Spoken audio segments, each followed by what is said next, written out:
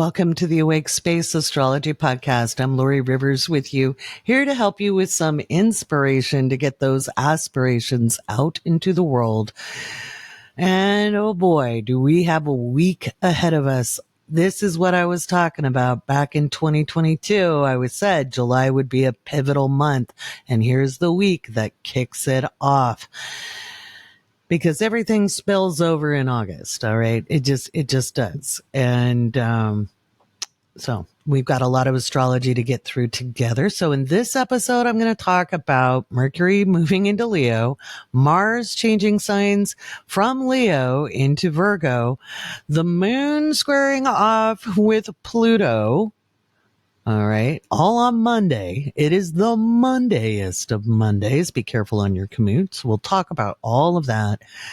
And then as the moon slides into Taurus late on Monday, it's trining off with Mars in Virgo, which is also trining off with the lunar node in Taurus, which is at 0, 0 and some change degrees, like 009 tomorrow, of minutes. And I use the mean node, which doesn't mean it's ornery and it picks on you or bullies you. It means it's a mean average. Okay. And a lot of astrologers are using what's called the true node. And inexperienced astrologers might choose that because of the name. Okay. And what the true node actually is in the exact calculation of the lunar node. And that sounds like, ooh, I should use that one. However, when we look at what the nodes actually are, and I'm going to talk about that in another segment of this podcast. So we're going to start with the Monday news because Monday's quite the day. We'll do patron shout outs and then we'll do the nodal information. I'll explain the mean and the true node and why I choose to use the mean. Okay. And why I've found it to be accurate. Now, you can still choose to use the true node. Just make sure you know why you're using it. All right. And then, and all Malcolm Burks are free. Remember that. He's just chiming in. Those are good inside Burks, buddy. He's right behind me here. We will do some Q&A as well from patrons. If you're not a patron, you still have an opportunity to join us. Now, if you just want to support the podcast, we have a $1 tier that gets you into our Discord and you get coffee with Lori at the end of the month, where it's an informal get together in the voice channel and we just catch up, get to know one another, create community. But we have a lot of other tiers as well, where I do horoscope live streams and you get the monthly outlook and what I expect to see in the headlines throughout the month, every lunation. That means when the signs are changing. There's a whole bunch of stuff there. So I want to encourage you to join the Patreon. It's a great community and we're getting a lot of fun stuff going. I know it's summertime, but you still need to keep up to date because again, we've got all of this setup happening in July as the temperatures boil over and the drama starts to build. I know you're like, but wait, Mars left. It left Leo. Yeah, we're not done. Okay. August, things kick over and spill over. And so we want to get things as well prepared as possible. And I'll talk about that in that second segment with the nodal shift and then what we can expect going forward. We've got a lot more activity. Things really build up and hot up over the summer. And you have time to prep just a little bit before August. Okay. We'll talk a little bit maybe about that UPS strike. And I very much think it will happen. So we'll talk about that after we talk about nodal shifts. So there's a lot to cover. So if you're driving and I'm on the commute with you, I want you to know I've got my seatbelt on. I'm sitting back. I do not have my feet on the dash today. It's not the day to do it. If you're folding laundry, make a cup of tea. Did you drink some water? Okay. And your kids might be a little sensitive if you got kids or your pups, your fur babies. Things might be a little sensitive this week. So we're all going to stay calm, right? Right? No panic button. Do we have a panic button? I don't know. Do we have a panic button? Oh my gosh. Let's see. I don't see a panic button here. But, yeah. Well, let's get rolling.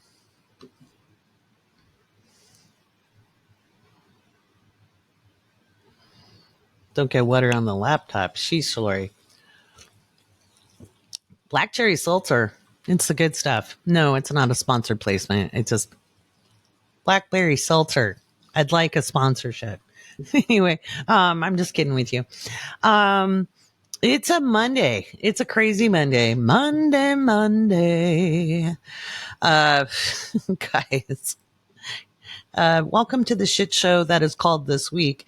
It really is volatile on Monday. We could have some breaking news that just starts the day. It could be arsons, fires, explosions, building collapses, gas leaks that blow up. I mean, it could be a lot. If you're on the East Coast and you're listening to me while you drive to work, and I'm probably just gone to bed after editing the podcast, hands on 10 and 2 and be paying attention. So let me pull up my show notes that I've got here. Monday is just a lot. There's so much astrology happening. We've got, let me look because I don't want to quote you the wrong dates. So, we've got Mars entering Virgo and Mercury opposing Pluto. This all happens, today, Monday, and then Mercury will enter Leo. Okay. So it's opposing Pluto. Mercury opposes Pluto in the morning, and then it slides into Leo around the time that Mars slides into Virgo. And that's some big bada boom and lots of loud voices. I think we'll see some internet drama, probably TikTok drama. We'll probably see more between Musk and Zuckerberg as they battle it out. You know, it's a cage match between the nerd boys and the, I don't know, the kids with the monopoly money. I haven't joined Threads. I don't know. Do you guys think I should join Threads? I'm not a big fan of Instagram, so I don't know. I haven't made up my mind. It's hard enough to keep up with everything. If you guys want me on Threads, I'll go there. I'll be woke astrologer though. That's my handle on Instagram that I don't post to very much. I'll get some podcast clips up on there, but and then on the 12th, we have the nodes switching from Taurus to Aries. Remember, nodes move backwards. And so a lot of people are telling you that the nodes don't switch signs until the 17th. And I'll talk about that a little later in the podcast as to why. We'll go through the mean and true nodes, what they mean, and why I use the mean node. I'm not saying everybody else is wrong. It's like, it can be like a huge, like if you go to an astrological conference, the first thing that can cause a fight is talking about house systems. The next one is which node you use. Okay. And so I'll give you my reasons why it has proved accurate for me. As you know, I stand on my accuracy. Sometimes I tell people to kiss my accuracy, but I'll explain why, right? I just don't want you to take my word for it. I'll give you my reasons. Okay. So the sun remains in Cancer, guys. But we only have 2 moon phases this week. Remember that moon phases last about 3.5 days. So we're in the last quarter moon, which is a square between the moon and the sun. And it's a little crunchy. It starts out. So the moon phase starts out in a square. And that is the moon square the sun in Cancer. And of course, the sun is moving into opposition with Pluto, and then the moon will be square Pluto, of course, as you're listening to this. So expect some things. We could see infrastructure failures, etc. through that. It's gritty. And then we have the balsamic moon to round up the week from the 13th through the 16th. And the balsamic moon is a really powerful time. It's right before the new moon. And it used to be back in the day when I was into my woo-woo witchy phase, that was when you really wanted to run some good spells, because the balsamic moon used to be called the witch's moon. and it's right before the new moon, and there's a lot of power there. It's also a little crunchy emotionally because we kind of have to clear the deck before we set those intentions with the new moon. Remember, the new moon is for planting the seeds and the full moon is for the harvest or the revelation. So when people say you're manifesting, manifestation is the end product. Intention and then aligned action is what gets you to the manifestation. But, you know, who am I and what am I and how do I know this stuff? So let's talk about Monday. Monday morning is volatile. So I want you guys to be careful. Again, I think we might hear about some indictments, or investigations. We already had some news drop late on Sunday, in the evening about Clarence Thomas taking more gifts. Thomas is taking gifts. Some people call that bribery. Any other federal employee would be fired, but you know, they're special. Just saying. Thomas is going through a rough patch with transits. I've talked about that before. I think I talked about that in 2022. So we could hear more about that. That could be some of the big drama and some of the tea, but keep your eye out throughout the week on Marjorie Taylor Greene.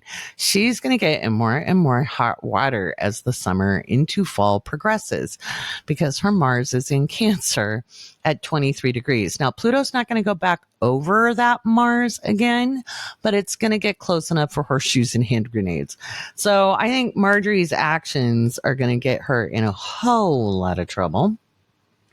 And we may hear some more news stories. I have, since they voted her out, and I've said it all along, they're going to throw her under the bus. She's been cannon fodder this whole time. So's Boebert. And we'll see. I think she may have a little protection. We've heard some rumors about her. But that protection may also be in trouble. So in the form of Senator Cruz. So, keep your eye out. We may hear about investigations. And as we go through July, we'll probably hear about more indictments, especially when it comes to Georgia. And then again, they haven't even started with January 6th. And all of this is going to roll out before the end of the year. It has to, right? Just from a political perspective, it has to. So we have that going on. But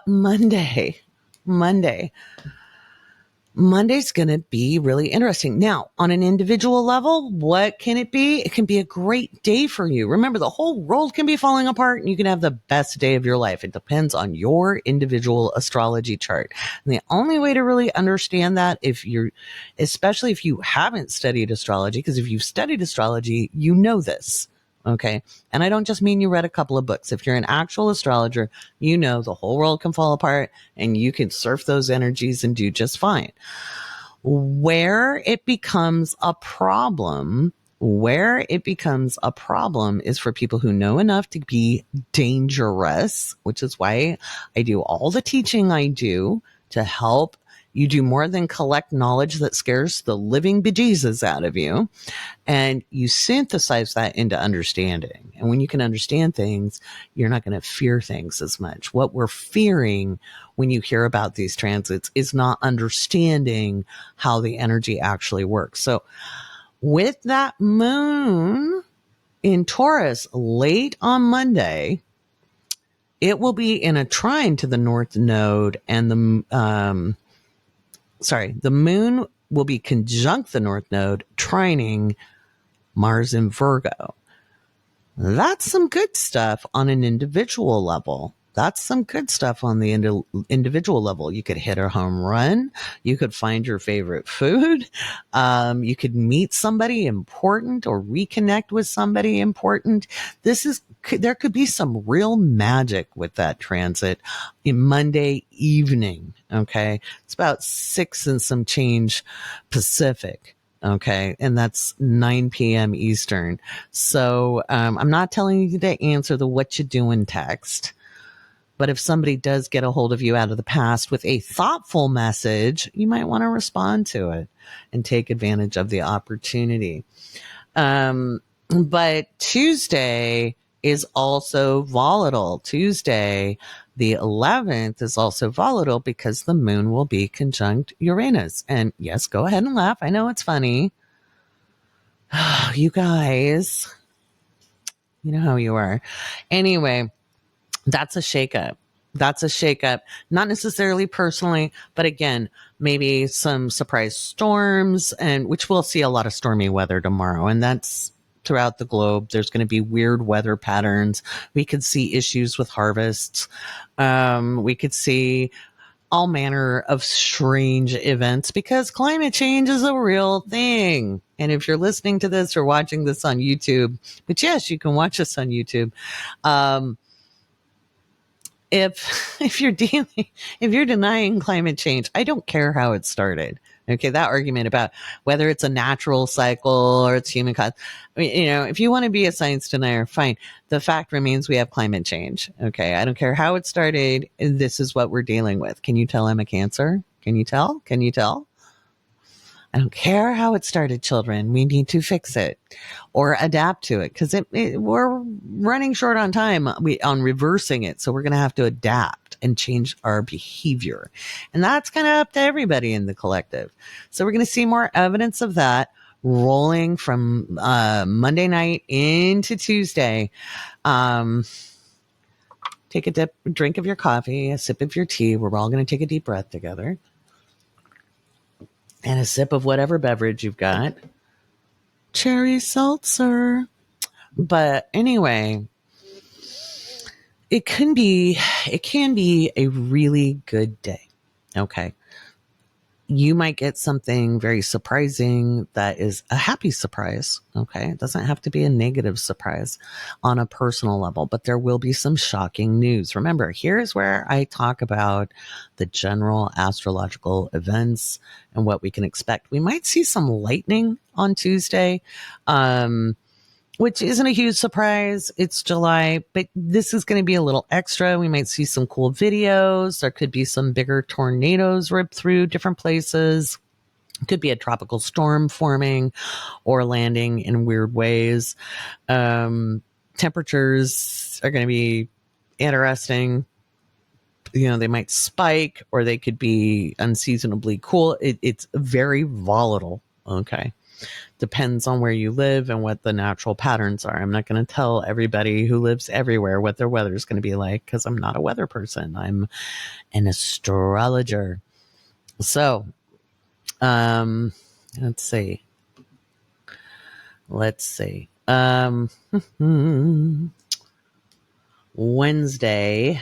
when the moon moves into Gemini, it's going to be a little feisty because it's in a square immediately with Mars.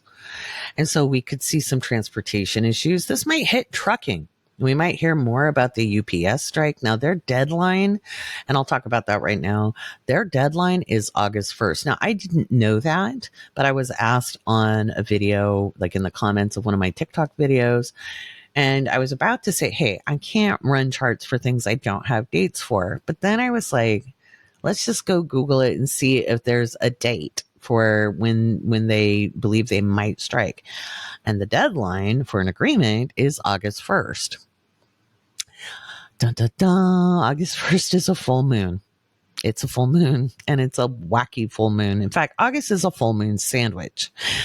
It starts with a full moon and it ends with a full moon. So looking at the chart, and I did a TikTok about it, looking at the chart about the August 1st full moon, the moon and the sun are square Jupiter. And in the chart I was looking at, that Jupiter is in the 7th house. And so that's stuck contract negotiations. So we may see some precursors. We may see people working slow. We may see some failed delivery. We may see trucking start speaking up in solidarity. The UPS drivers and workers are not being greedy. They're asking for air conditioning and proper working conditions. And nothing fries my beans more than when I look in the comment section on somebody else's TikTok and somebody saying, well, businesses have to make a profit. They can't operate without a profit. And I'm like, And they'll be like, you need to study economics. I'm like, yeah, a profit happens after you pay expenses. They could still raise wages and have a healthy profit. They don't need to make exorbitant, excessive profit. They just don't. That's not necessary. Unfettered greed is unnecessary. You depend on workers to do a job. You need to pay them and provide them safe working conditions.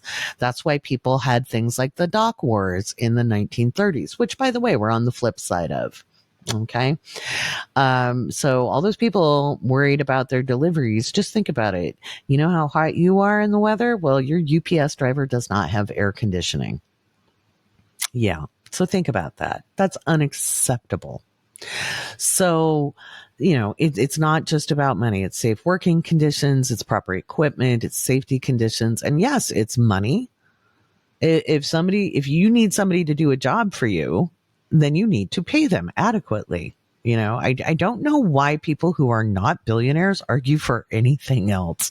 It is beyond me. And they obviously didn't study business or economics, or all they did was study ridiculous Reaganite theories. And if you're a fan of Reagan, get off my show now. Just go.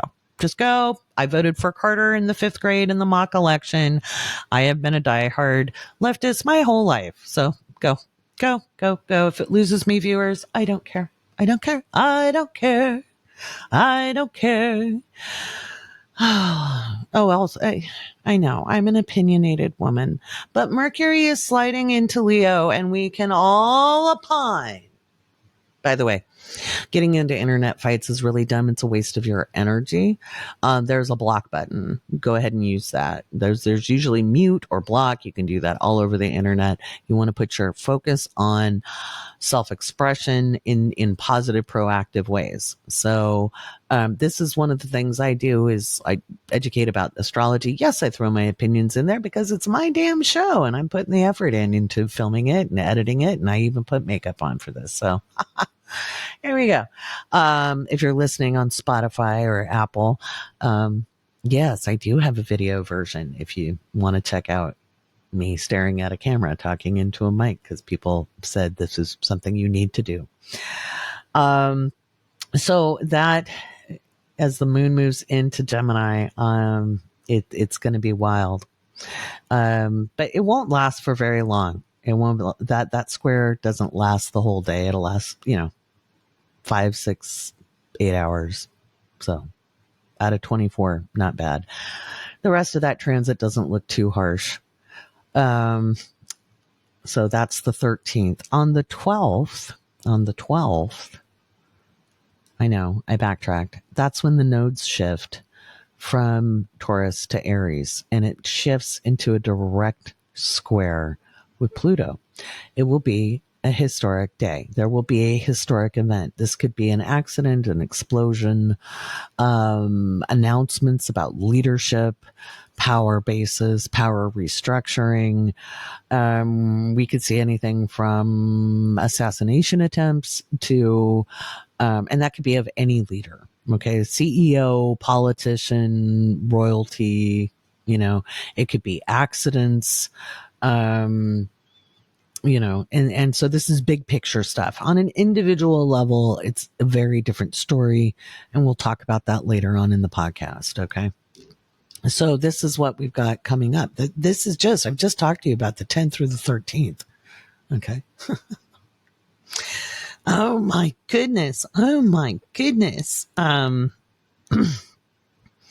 It's so wild, I tell you. It's so wild. So hang on a second. So the 10th through the 13th is Aries, is the moon in Aries, and then Taurus. All right. And then on the 13th, the moon moves into Gemini, squaring off with Mars. That's always contentious. It's at the 0 degree mark. So it's a little feisty. I mean, it might be at 2 degrees, still feisty.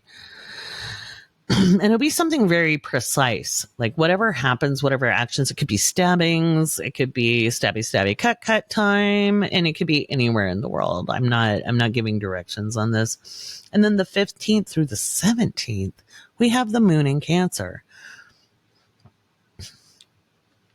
I'm a Cancerian. Okay, so I'm not dissing these signs as individual energy. Okay, but the moon will be moving into new on the 17th. And so it will be square Pluto and the nodes. And it will be another historic day, which is going to be really confusing for people because they're going to be like, oh, see, it was the nodal shift. And it's really the new moon squaring off of Pluto and the nodes. Potato, we'll talk about it later in the podcast. I promise. Stick with me for the whole episode and you'll learn more about the North Node and South Node than you ever want to learn. Especially on an individual level, because I'll cover that a little bit more. We'll do a little bit of the mundane, but we'll talk about why we focus on the nodes so much now when we really don't have to, but what it means on the mundane and what it means on the individual. So you want your cosmic surfboard and your remedies for the week. Stay hydrated. Take deep breaths. Do not look like a jerk in writing. Okay. Always keep yourself above the fray. Don't dive into outrage because let me tell you, the rage farming is going to be massive this week. Support the things you want to see more of in the world. That's always a suggestion I like to make because the more you put your attention on what you don't want, the more you're going to see it. Okay. But support the people doing what you want to see in the world. And that could most importantly be yourself. Support yourself. And you can support yourself by, taking care to eat. Don't forget to eat good food. I'm not saying you have to go eat tofu. In fact, if I eat tofu, I get sick. I'm allergic to it. But, drink enough water. Don't drink too much coffee without eating because you know what that does to your adrenals. Okay. Step away from arguments that are unnecessary. Okay. You cannot change people's minds. If somebody's irrational, do you really think arguing with them is going to get them to agree? You might feel justified, but it's not going to make anything any different. They're not going to change your mind. You're just going to get into a fight. And then you're expending energy you can use on things that matter to you. And with Mars in Virgo, this is a great time to look at the area of your chart where Virgo is because that area is highlighted and that's where you want to take your action. So, if it's in the first house, you want to be refining yourself, working on yourself, getting into clapback fights, feeling justified in duking it out. That's not going to help. And you know what that's going to do. It's going to upset your stomach. So don't do that, Virgo rising. Don't do it. If Mars is in your second house, this is the time to really work on your action plans when it comes to finances and security. Whether you want to start a business or a not-for-profit or something, this is the time to start doing some investigative work, do some research, get into that. Mars is in your third house. When it's in Virgo, you want to work on also, learning plans, communication plans. Maybe you need a new car, a new set of wheels, or new communication devices. It's time to set up your communications plan. And most importantly, how you talk to yourself and about yourself. Stop being self-depreciating. I know you don't like all the, as much attention really, but, it's kind of important. Kind of important there to maybe look at how you're being precise with language. Okay. Precise with language and, maybe put some honey in there. Okay. If you've got Mars moving through the fourth house, you might be looking at moving or renovating or redecorating. You've got impeccable taste when it comes to that. If things have been bugging you, it's time to kind of reshape the home life. You might be just focused on family as well. If Mars in Virgo is moving through your fifth house, then you want to be paying attention to your creative self-expression. Why would you waste it fighting internet trolls when you can paint a masterpiece, write a song, go dancing?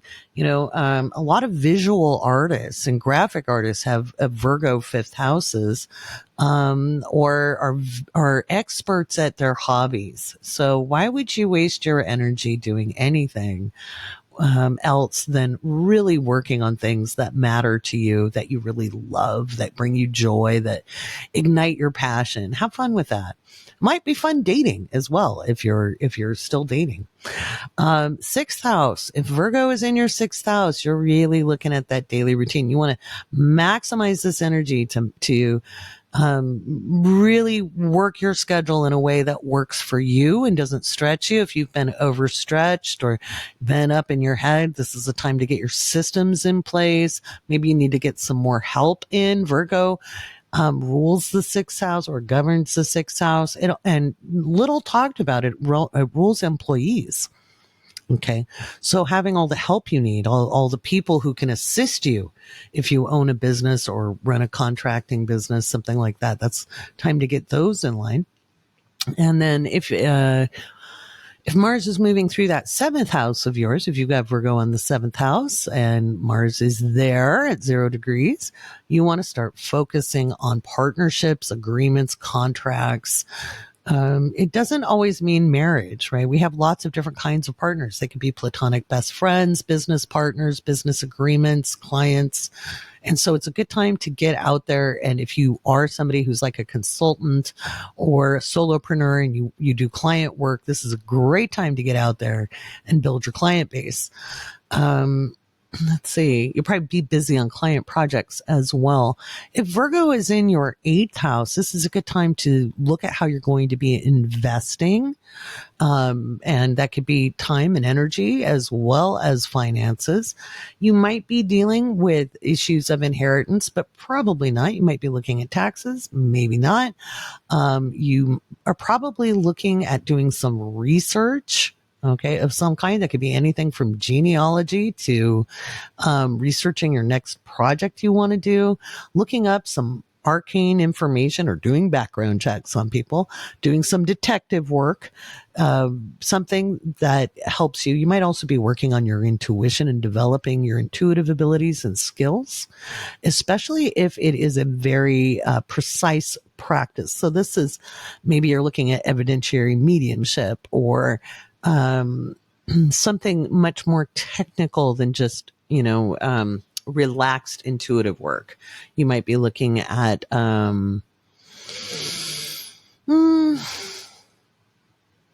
maybe working with crystals or flower essences or some kind of healing modality as well. Maybe some herbalism.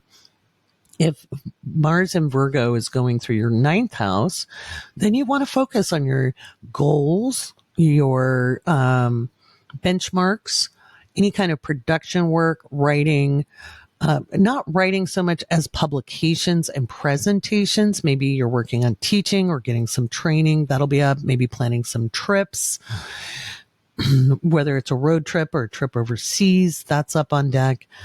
If Mars is moving through the 10th house, then you're looking at managing your reputation. So everybody likes to say the 10th house is career. It's really your avocation, your passion, your power in the world, how you deal with authority, how you wield authority. And you're leading at this time. You're taking on projects, you're showing up, and you're managing your reputation. Okay. So it could be you're in line for a promotion and you have to do more than just sit there and wait for it. You might have to speak up for yourself and show the results you've brought to the room. A lot of times people with Virgo midhavens just work really, really hard. They don't always speak up. They need to do that. Okay. To be seen. Working hard isn't always enough. If Mars is in the 11th house, if Mars and Virgo is in the 11th house, it is time for you to network. As RuPaul says, if you want to be successful, put on a suit. Get out there. Okay. You want to network. You want to connect with your professional network. You cultivate a field of experts. Okay. So you know people who are really, really good at what they do. And you'll be like, I don't have a lot of friends. I don't be, yeah, because you're selective. You'll say, I'm picky. And I'm going to say you're selective because you've cultivated really good people. They probably have great ethics. They're probably very good at what they do. You want to connect with them and see if there's any collaborations or how you can support them. That's a great way to enter into partnership is to say, hey, how can I support you? And then the 12th house. If Mars is in your 12th house, it could be really easy to feel anxious and you may be chomping at the bit to get stuff done. This is not the time to push out into the world. This is the time to work on strategies, to work on plans, get your ducks in a row, dot your I's, cross your T's. If you're running a little high on the anxiety, you want to create some meditation time.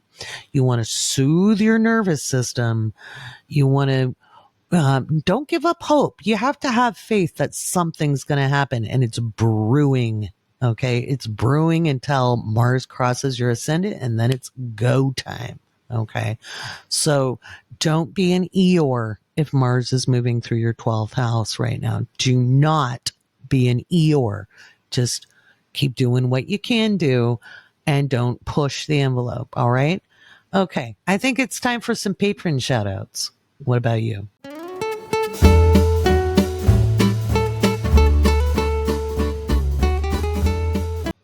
Black Cherry Seltzer. All right, it's time for some patron shout outs. Those are the real sponsors of this podcast. Big thanks to everybody who has joined the Patreon. Thank you for putting up with me through June where I got knocked on my hiney. I had a stupid cold. It was not COVID. We tested. But it was strenuous. So I took the cue from the universe as Jupiter was sitting on my Saturn in the 6th house and said, sit your butt down. But I did learn some new tools. And if you've seen those cool clips of the podcast on TikTok, and I think I put one up on Instagram, I'll be better. I promise. Plus, I think I'm going to get some help on my social media, which is what I've desperately needed for quite some time. Let me grab our patrons and do the shout outs. Remember, without you, there is no me. So you have my eternal gratitude. Okay. As we say on TikTok, big love to you and finger hearts. Look, I got my nails done. I also did my hair. I only left some gray streaks. Didn't like how my hair was graying. All right.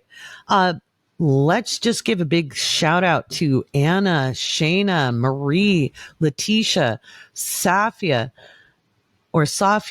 Lauren, Jennifer, Anna, Imelda, Erica, Jeroid, Latrell, Jerry, James, Taryn, XXIB _ ILLYXX, Christopher, Robin, which is so funny because it's not Christopher Robin, but it's Christopher and the next one is Robin.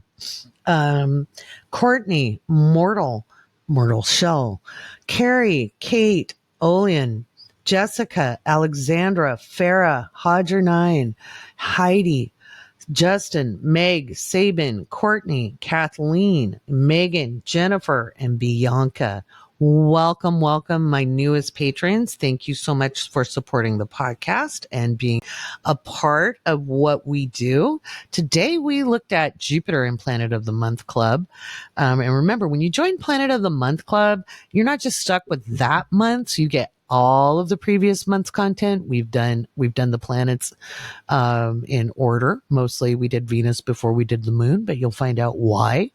Next month, we're looking at Uranus. I give a workshop and then we cover it through homework and exercises and office hours where the astrologers answer your questions. It's great. I love the Planet of the Month Club.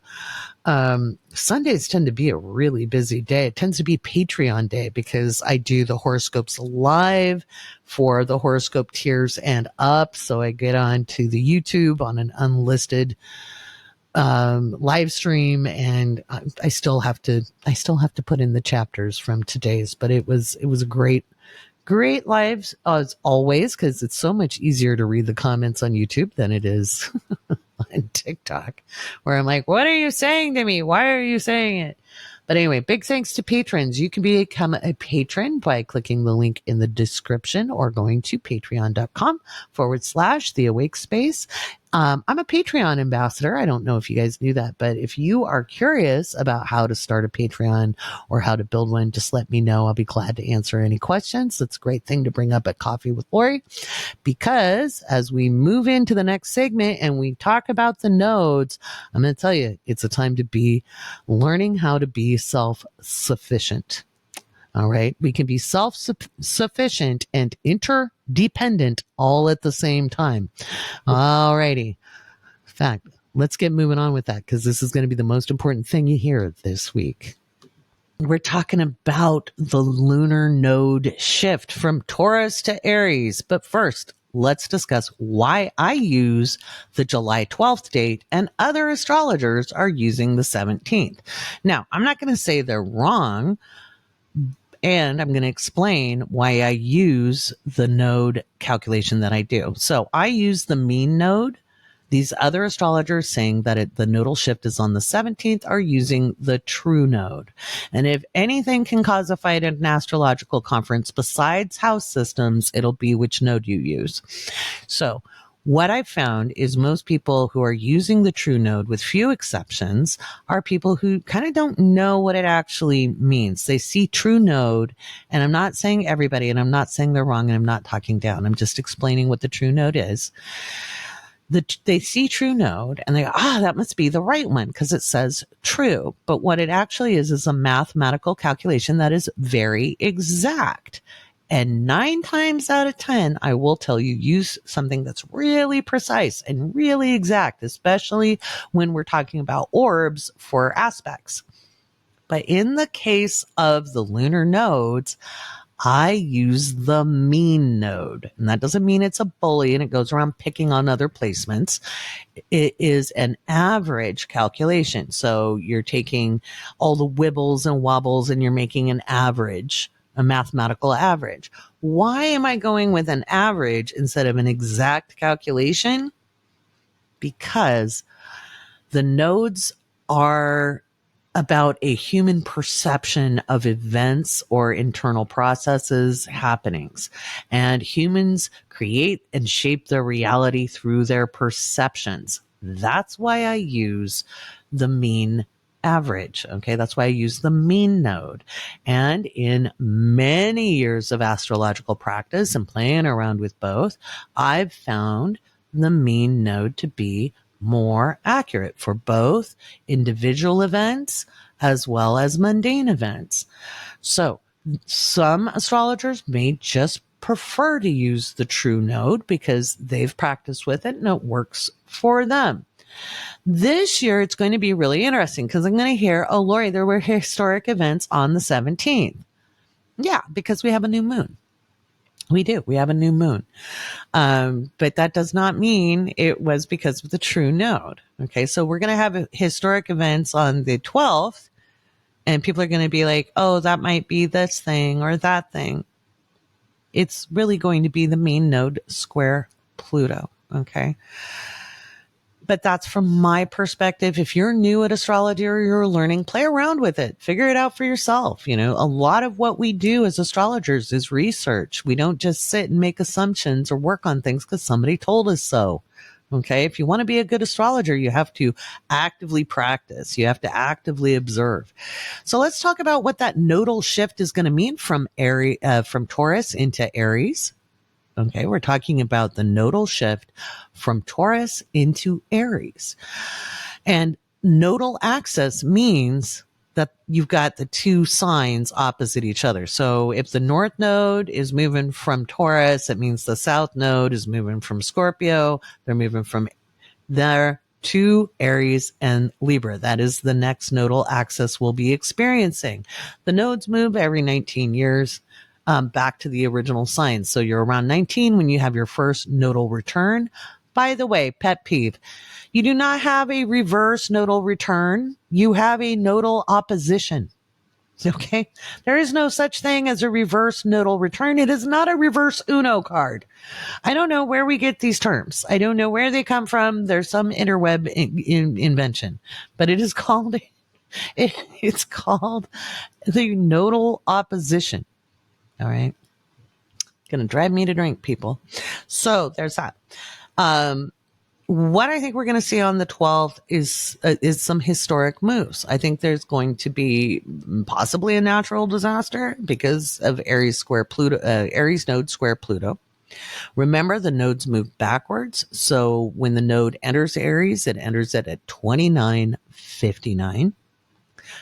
So 29 degrees Aries, 59 minutes. Remember, every sign has 30 degrees, 0 to 29, and every degree has 60 minutes. Okay? 0 to 59. So if you have placements in the early degrees of the cardinal signs, this is not going to impact you very personally. The only people who are going to feel it personally are going to be people with cardinal signs at 27 to 29 and fire signs at 27 and 29 degrees of any of the fire signs. You'll have a trine to that. And then any of the fixed signs won't, you get relief. Okay.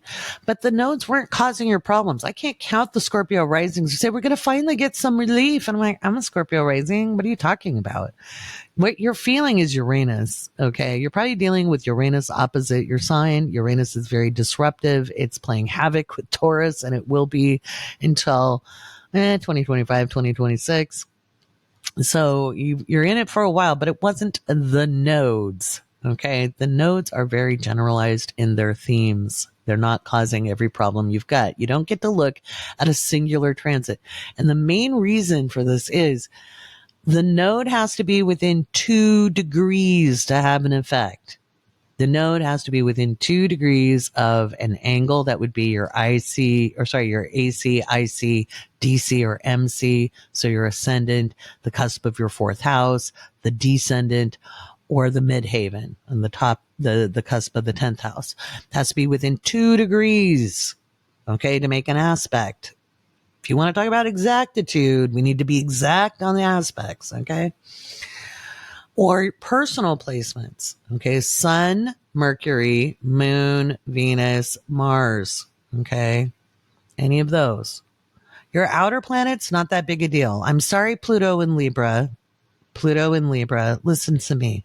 Well, the world is changing and you have to change your habits with it. You're unpacking social cultural programming wherever Pluto and Libra lies in your chart. But come on, guys, let's study with me. Okay. Let's learn some astrology here. Deep breath.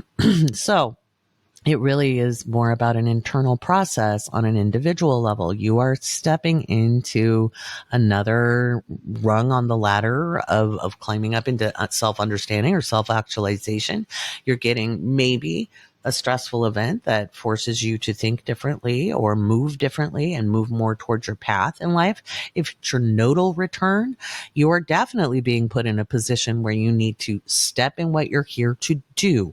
Now, a lot of times people think they need to lead an army to victory, or they need to be a great civil rights lawyer, or they need to write the great American novel or write the best Broadway play in order to meet their purpose in life. That is not it. It can be very generalized in its theme. Okay. Very generalized. And with the nodes moving into Aries, we all collectively all need to learn how to be more self-sufficient, less codependent, and understand that if it is not fair to you, it is not fair to anybody else.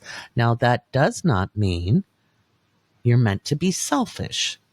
You can be self-sufficient and be interdependent at the same time, because not everybody's good at everything, right? I'm really good at talking about astrology and business and marketing. Okay, those are things I'm really good at. I'm good at doing things with my voice. Okay, I'm not great at lighting, I'm not great at video. I will have a team help with that at some point. I'm not great at graphics, and so I'm getting some help with that. Okay. We're not always going to be good at everything. Being self-sufficient also means you know when to ask for help or when to outsource. Rugged individuality is not going to work with the nodes in Aries. It's not about that. It's about understanding your skill sets and how to be sufficient unto yourself as much as possible, where you can create sufficiency, all right, where things suffice. All right. Suffice, it does not mean independence. It means you're satiating self, that you're securing yourself enough. All right. It suffices. It's enough. You find your enoughness. Now, if you've been depriving yourself, it's time to stop doing that. If you're being a glutton, it's time to stop doing that. So greedy people are going to get it bit in the ass on this one, especially with the node squaring off with Pluto. That's going to be, wow, very interesting. And so we're going to see more billionaire drama. I'm sure Zuck and stupid Musk are going to be, and yes, he's stupid. He is not a genius. He just tells everybody he is. He probably has an above average IQ, but he definitely has a rich daddy.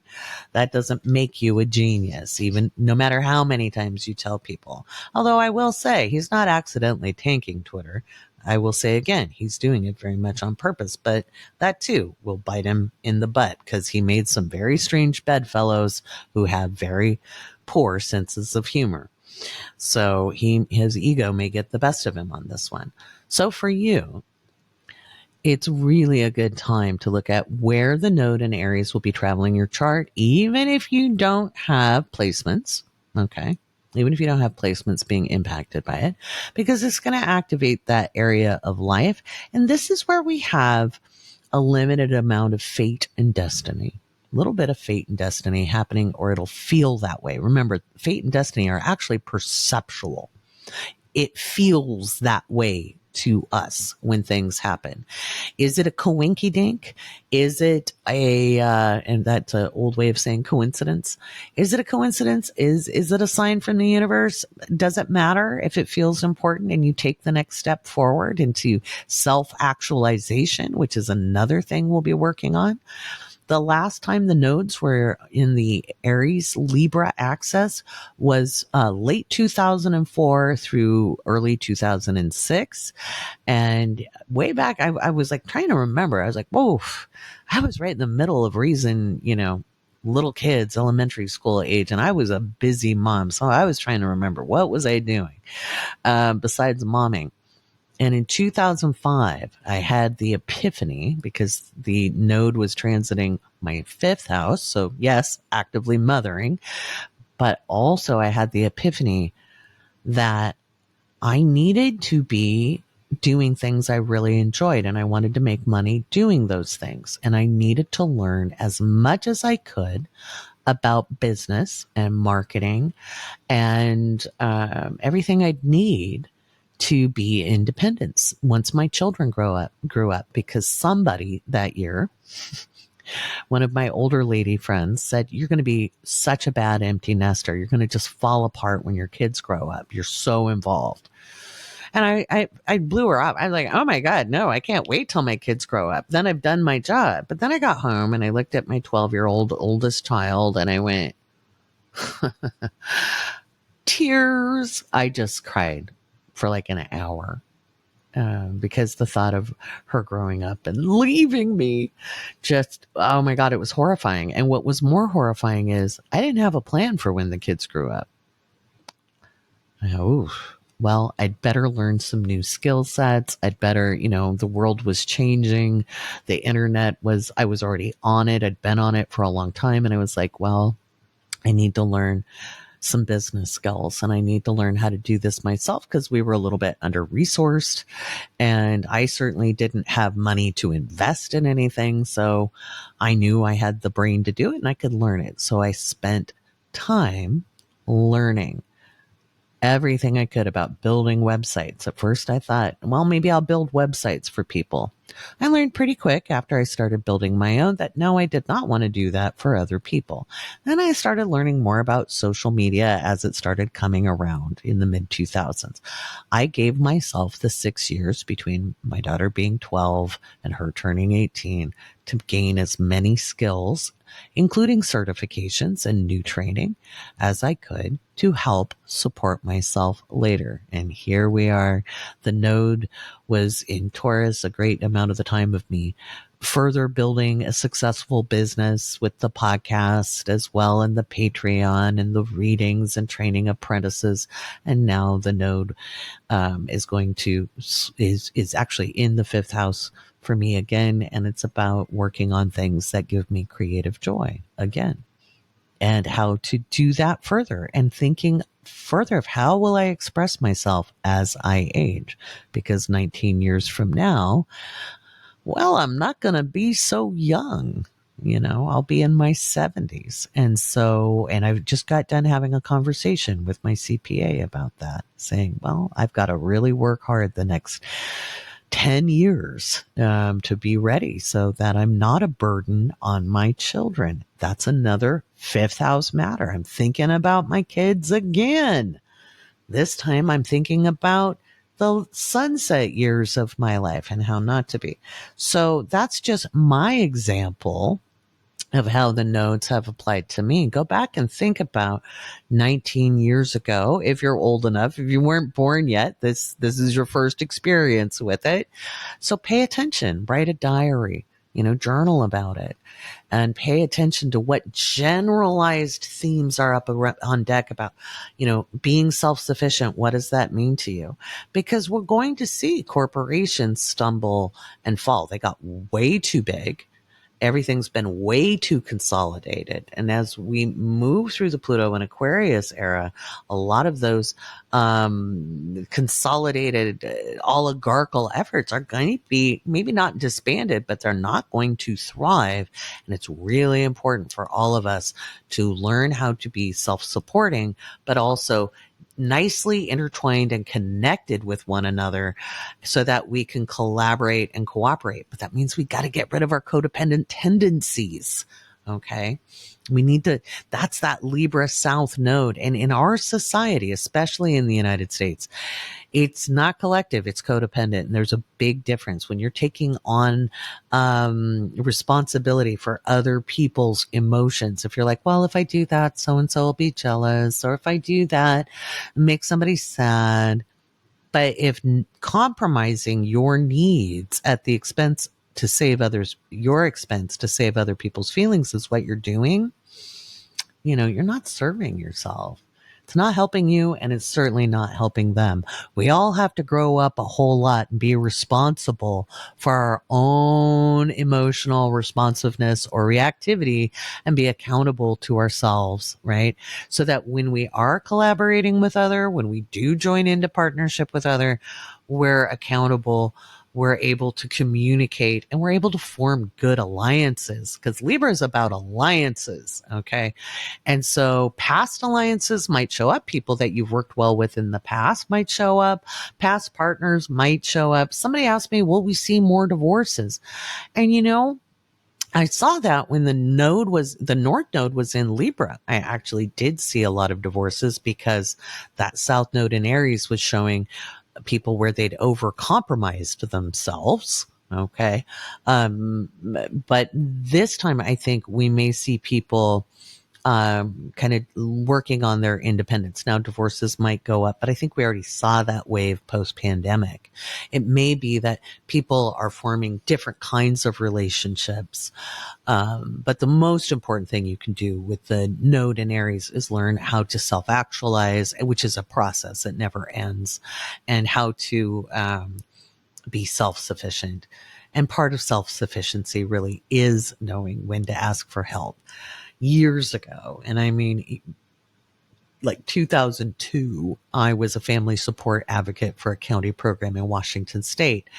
And that meant I worked for the county at a school, in a school district in the county. And I was at a team meeting at my boss's house, because that's how we rolled. It was a small county.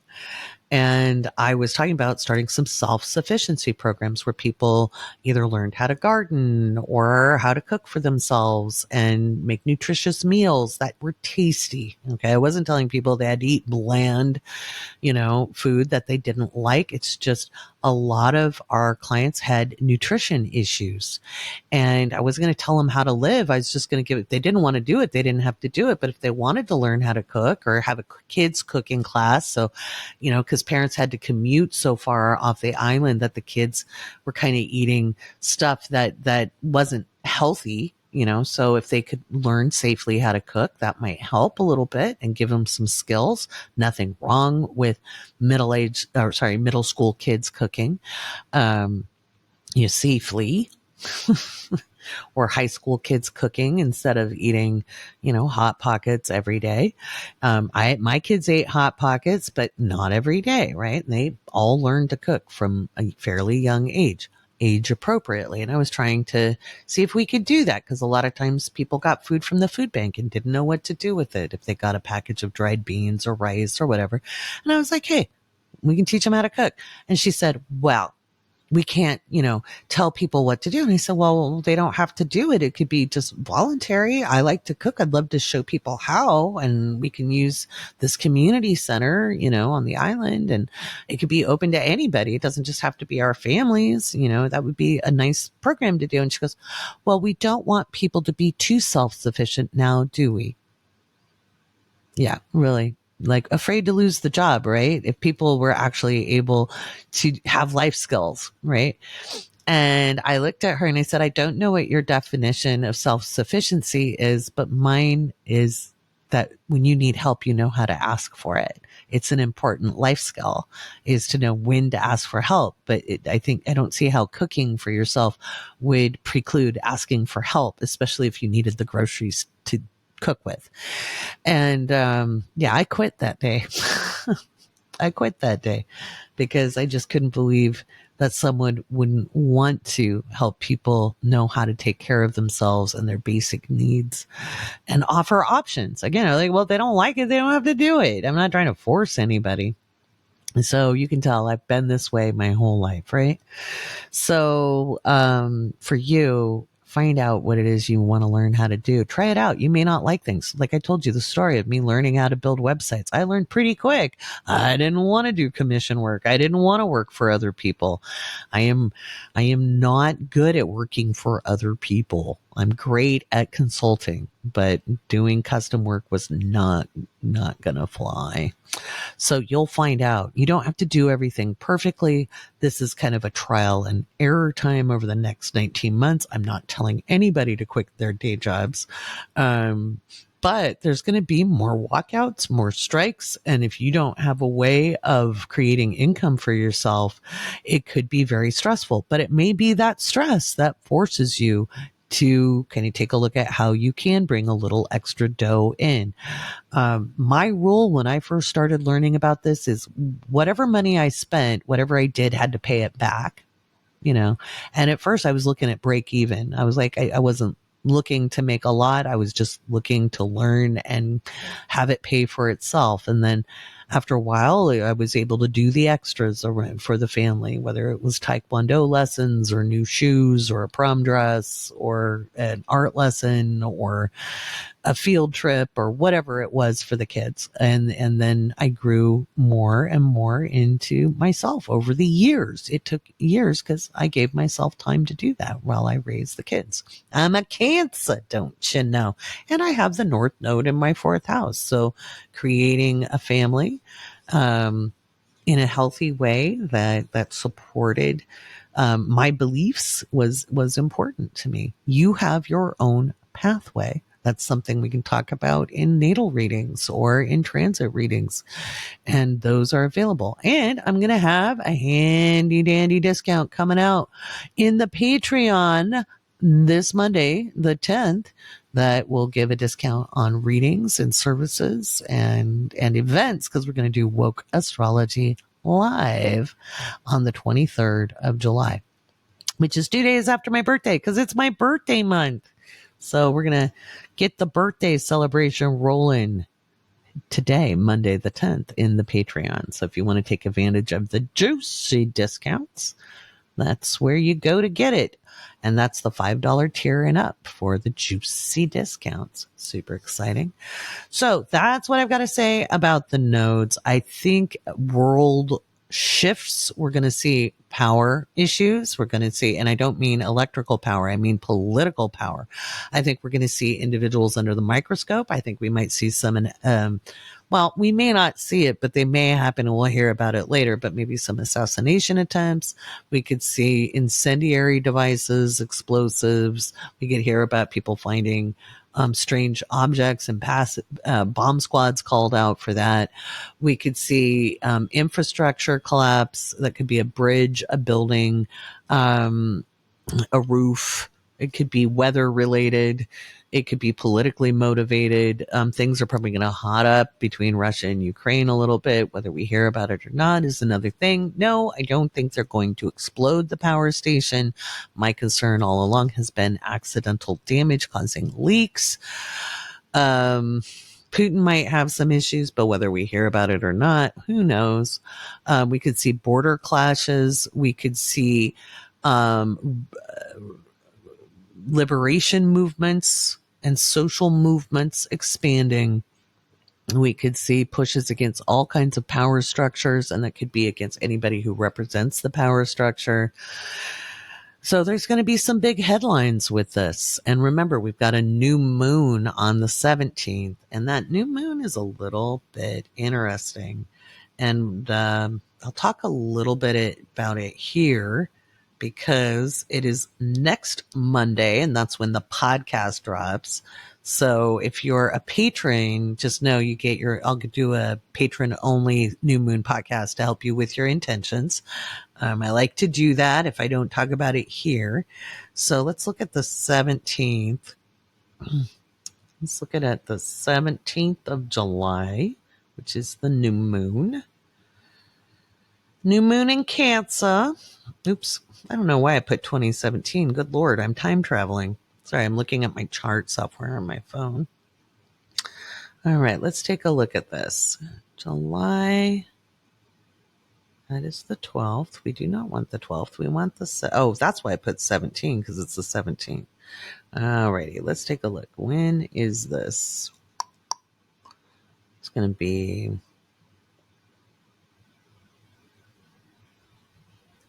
Looks like it's close to lunchtime, my time. Yeah, so it's probably about 12:30 p.m. Let's take a look as I calculate this, because that matters. The time matters there.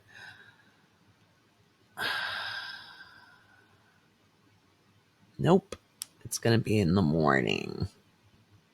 I had it calculated at one point, but no, would I be prepared for my own podcast? Think again, duckies. I think I already did this. I bet I already have this chart drawn up. Let's see, 11:20 a.m. Yep, 24 degrees, 55 minutes of Cancer is the new moon. And we've got the node it's technically not going to be square. The node is technically not square because we're not using a 2-degree orb there, but because it's the moon, I'm going to extend it a little bit. We'll feel it. Let's put it this way. We'll certainly feel things later in the day, probably by dinner time on the West Coast. So around 5:30-ish, 6 o'clock. Well, actually more like 6:30, 7:30. We'll feel it on the West Coast. Venus is going to be in a square with Jupiter. Or no, sorry, not Venus. Mercury is in a square with Jupiter. Venus is still square Uranus. This could be financial that we see in the world. It's a little tricky. The node is still square Pluto, and the moon will be in an approaching opposition with Pluto. Oh, this could be a nationalist getting dragged. Okay, so I think this is another day we see bombshell headlines. What's interesting is I think this is going to be about Marjorie Taylor Greene or some of the other nationalists, because the new moon is right on her Mars at 23 degrees of Cancer, opposite Pluto. We're probably going to hear something about her. So if that doesn't happen this week, it starts off next week. That'll be fascinating. So again, if you're a patron, we'll go through how to set those intentions, because even though it's crunchy dunchy out in the world, it doesn't mean it's crunchy dunchy for you. It doesn't have to be. You might feel the energetic pressure, but if you can bring yourself into your center and really ground in, you can hit your board and surf that cosmic tide. All right, we're going to round out this podcast with some astrology Q&A submitted by patrons. If you're a patron, you can use the Googly sheet. I will remember to get that in the next Crunch Report. And you can ask your astrological questions for us to answer here on the podcast. And of course, next week, Casey will be answering those with me.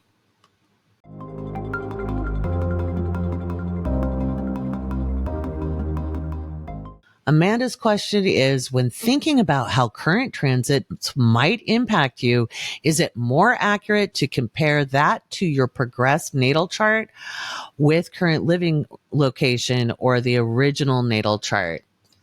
Well, Amanda, that is a very complex situation. So it depends on how old you are.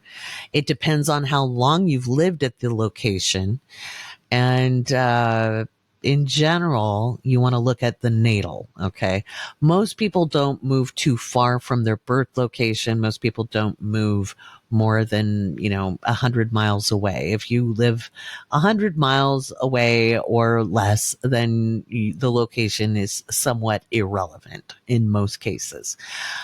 It's really not advisable to look at a progressed chart until you're well over 45. Once you're in your 50s, sometimes it really matters. And it, like I said, around 45, that's when I'll take a rock solid look at a progressed chart.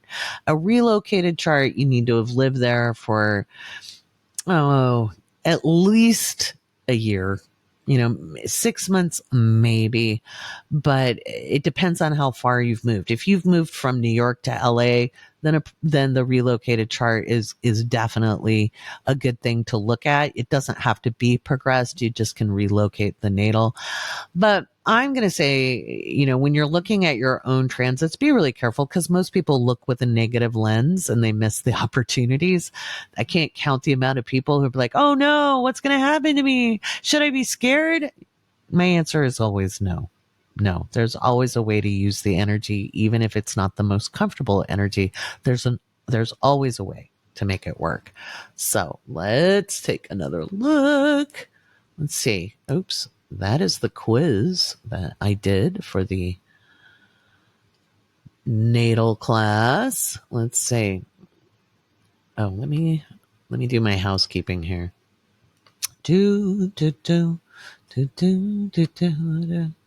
All right.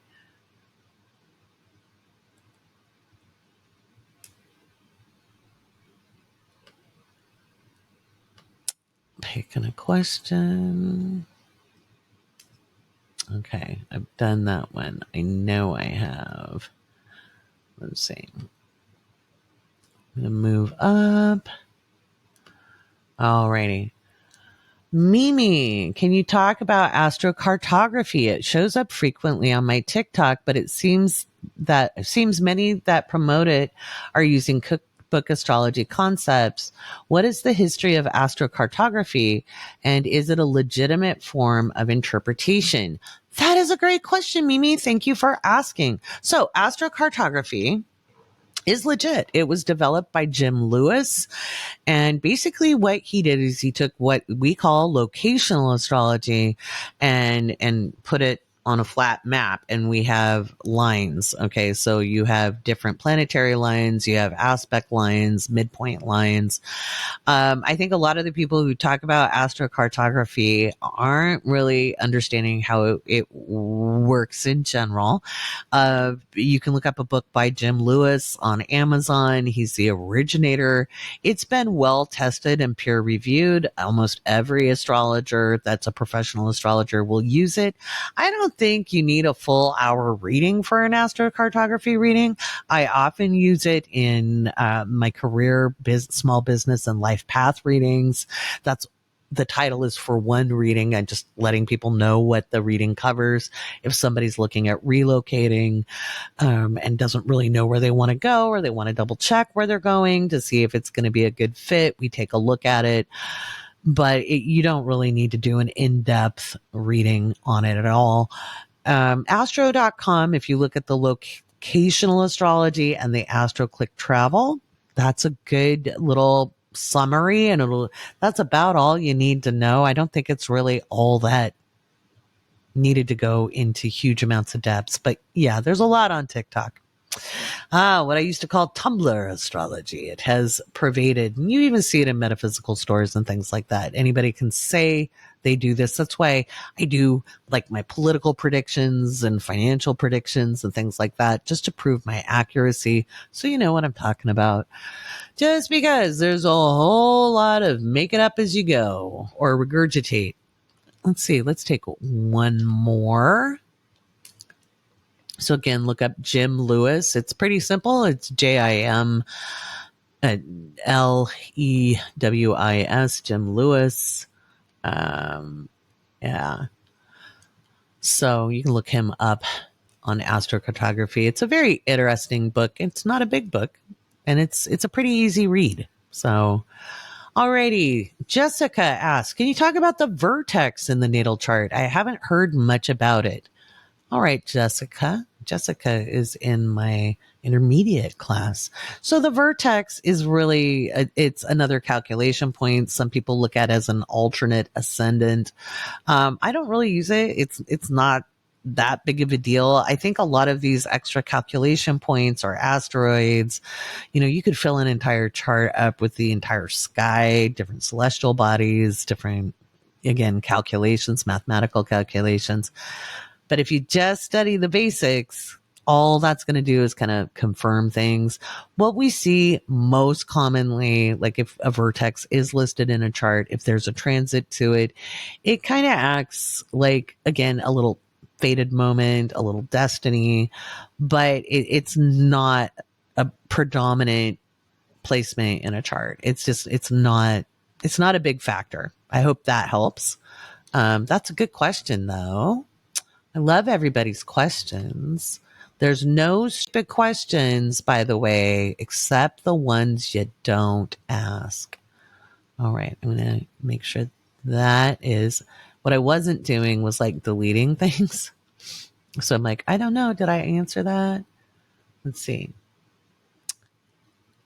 Verena, what is the difference in accuracy in reading a personal chart by using Vedic astrology versus Western astrology? Why use Western astrology instead of Vedic to interpret charts? Thanks. Verena, thank you for asking. So first of all, they're two different systems. One is no more accurate than the other. They're both valid. And when you use the rules and the philosophies, they will come up with somewhat similar results. I chose not to become a Vedic astrologer because I do not come from the geographical location or culture that it is a part of. Western tropical astrology is not inherently spiritual or connected to spiritual beliefs, but Vedic is. And I do not come from that spiritual belief or that culture. And even in the 90s, we understood what cultural appropriation is.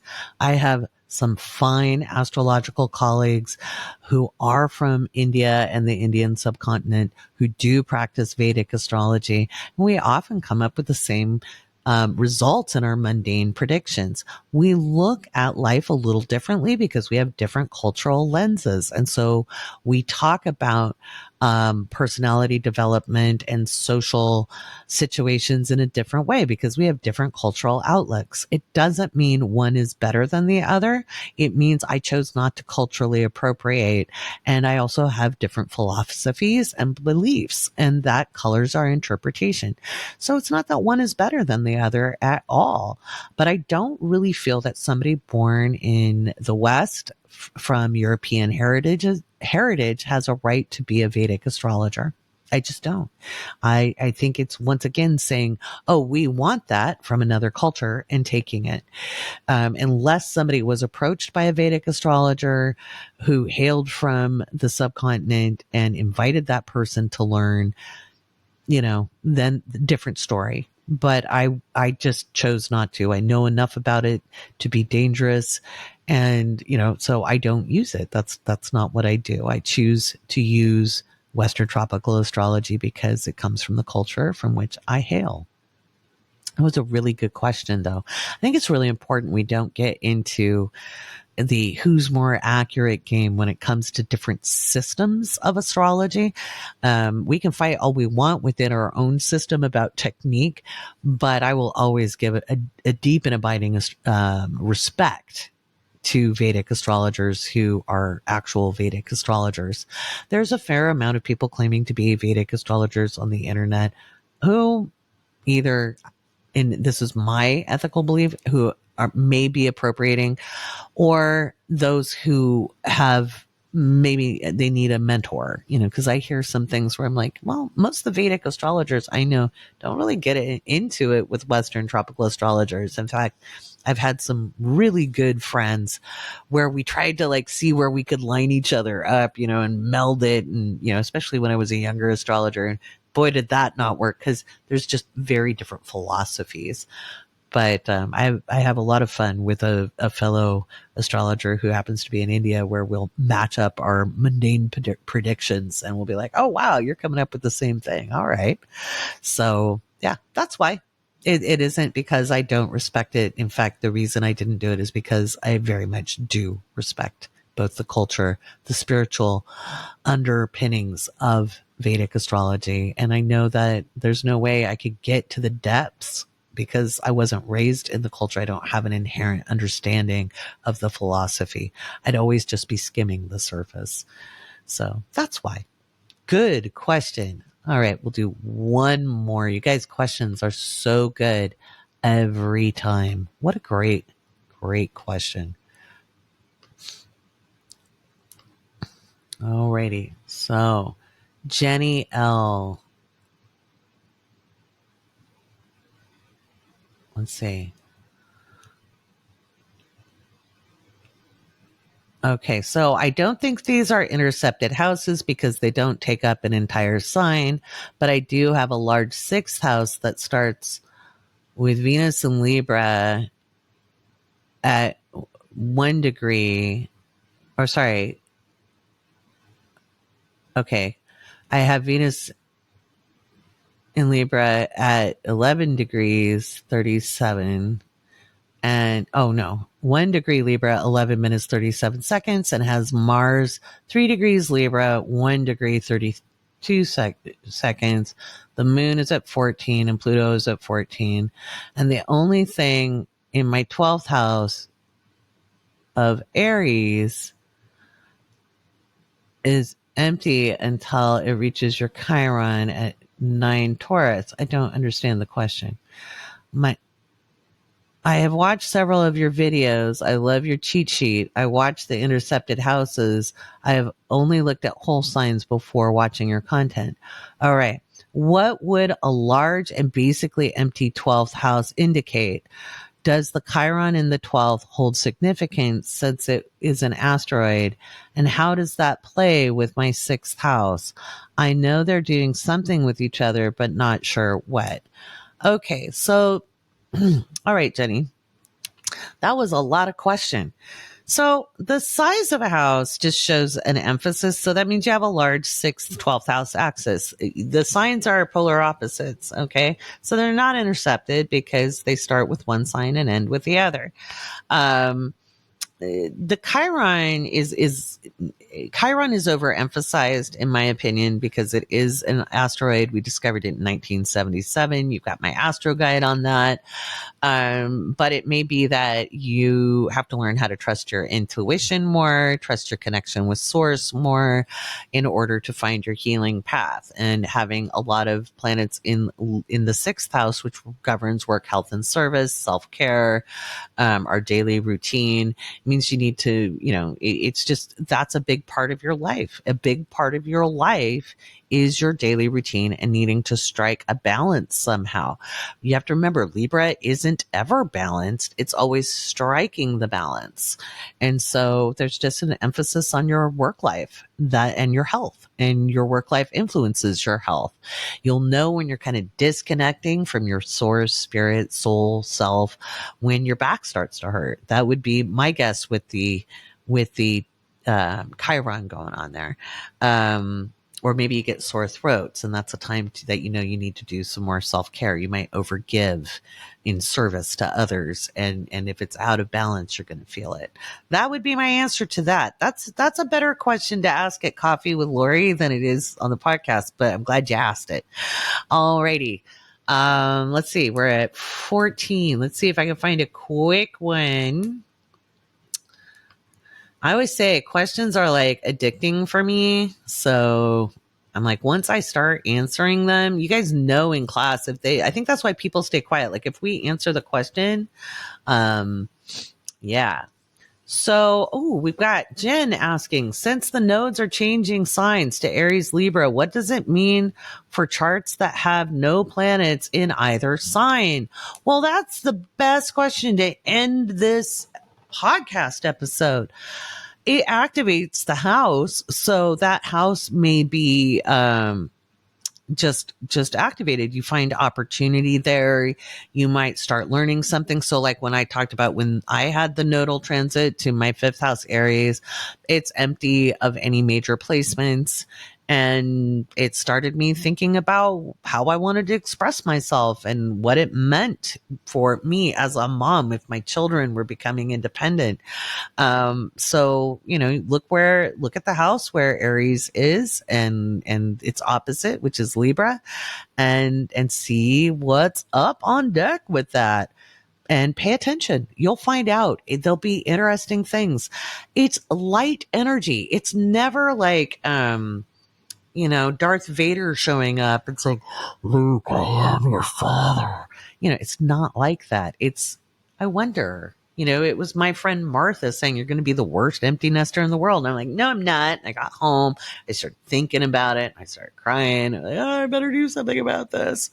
It can be things like that. We always think these spiritual signs need to be grand and grandiose because we were taught that through organized religion that had a lot of grandiose ceremony because it made you go, oh, that's important. But some of the most important things, and any spiritual practitioner will tell you this, they can be really subtle. They can be really subtle. It could be just a gray rock on the path. It could be the most powerful rock you ever use instead of buying the moldavite or whatever, but just finding a little bit of basalt on the path in the gravel could be the thing that really helps you ground.